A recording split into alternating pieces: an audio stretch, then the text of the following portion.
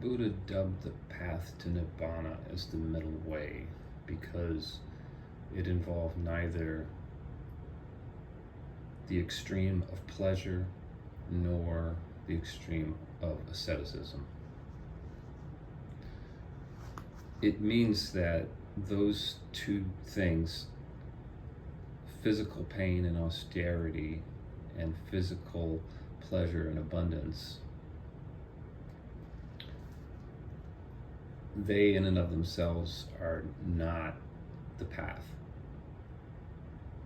to Nibbana, to enlightenment.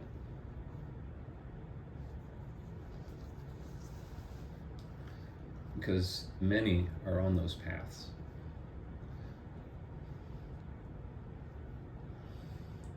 It's an internal way, not an external way, not through the senses, neither the abundance thereof nor the deprivation thereof. Although through sense deprivation, one can lose stability, as in solitary confinement.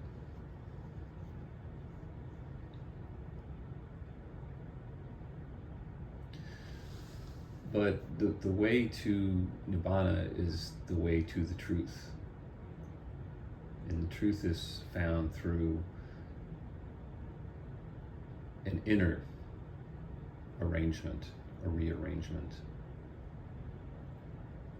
And while it can't be facilitated with physical pain, it can be with mental and emotional pain.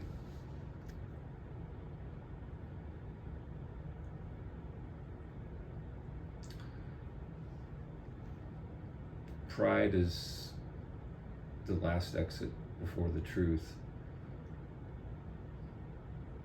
Because even when the relationship between the state of being and the decrease in attachment to form and thought, when that relationship is seen, it's seen that in the falling away of identification with the phenomenal, there is an unburdening and an allowing of space and potentially the perception of energy. But it is just being less burdened with resistance to the truth being the moment, and the ideas getting attention being mutually exclusive to connection with the moment.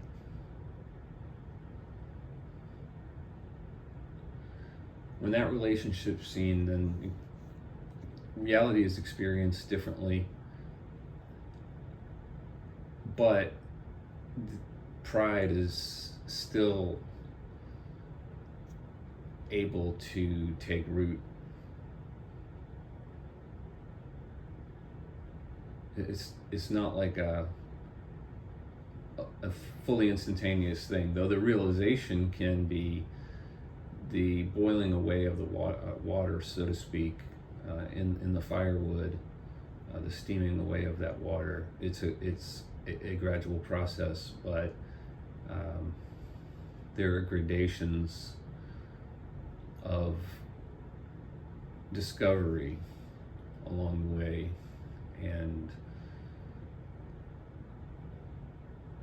the identity can become a spiritualized identity if the exit ramp of pride is taken.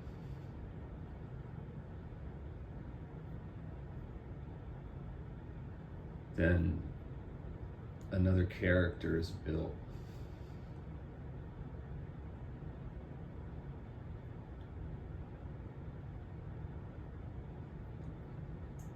But once that which can't be unseen has been seen, the process is irreversible.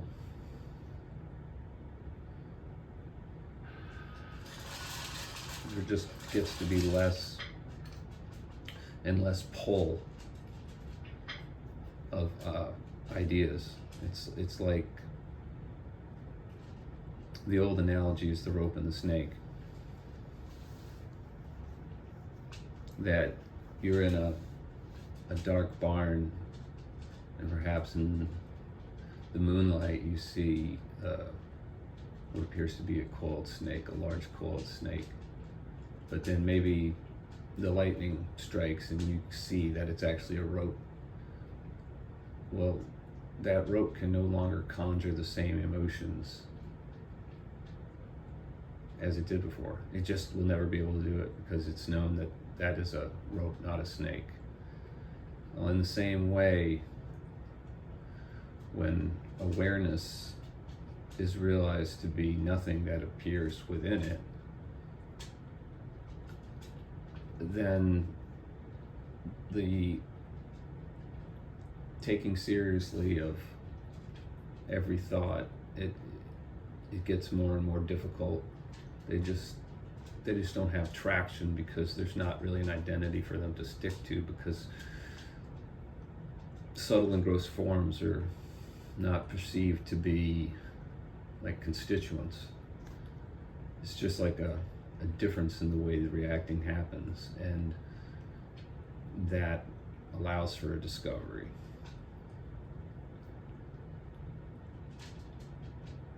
Just the seeking of the truth. The truth being the expression of God's will in this moment. Whatever divine will has given form, the divine will has given form to this through the first cause. It's that will that defines perfection. And anything in resistance to it, any idea that's in resistance to it, when given attention, precludes the perception of something about this moment, the truth, the absolute truth, not augmented by the lens of perspective.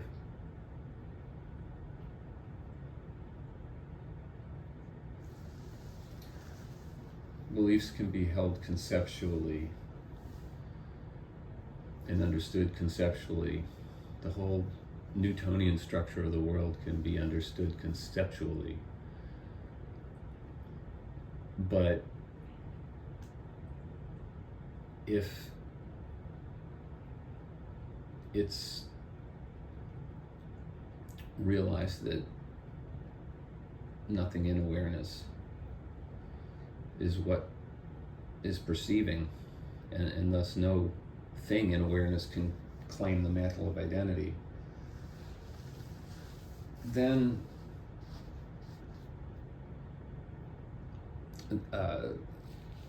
the non-positionality of that awareness that has no qualities allows for no disturbance in the face of countervailing ideas, things in the world.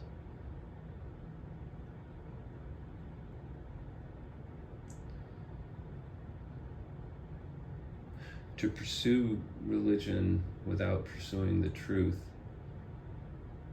and not just what's true, but the truth itself, that is like, it is like trying to stand in a bucket and pick up oneself by the handle.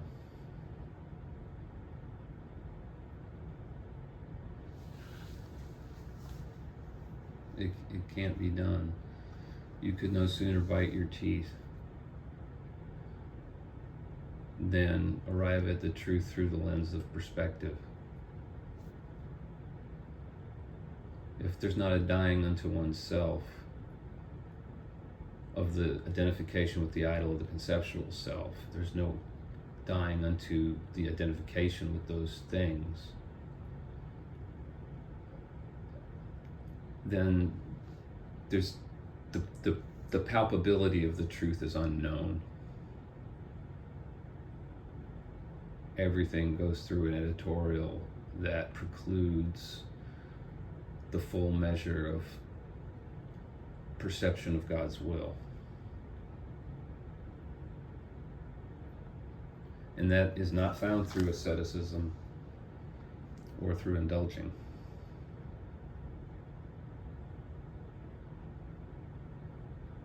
But pain can be an impetus. The Four Noble Truths stated that there is suffering, there is a cause of suffering.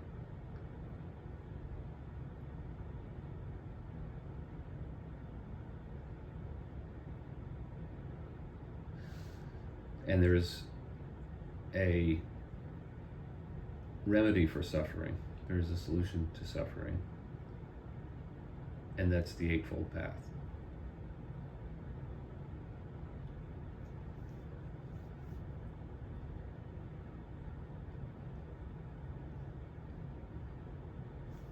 But right view is more easily arrived at when the non-self nature of thoughts has been exposed. And that happens often through unwanted thoughts and having to deal with unwanted thoughts.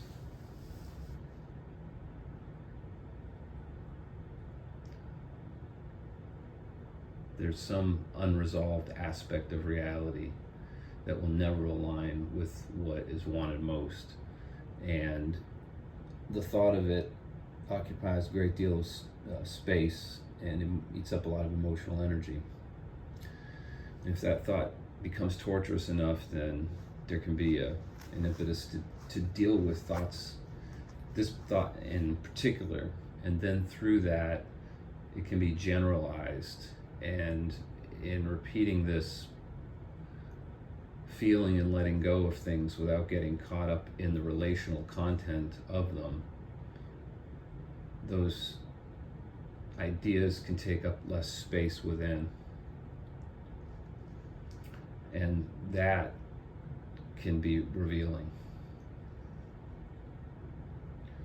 And the more suffering there is, then the greater the impetus and the greater the energy that's pent up. And that's been transmuted to the level of the thoughts to which they relate. It colors the energy body.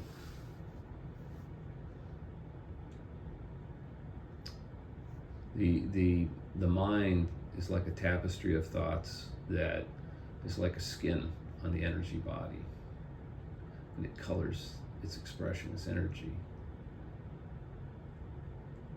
When identification with that dies, that skin falls away, and it's like the headwaters of consciousness are pure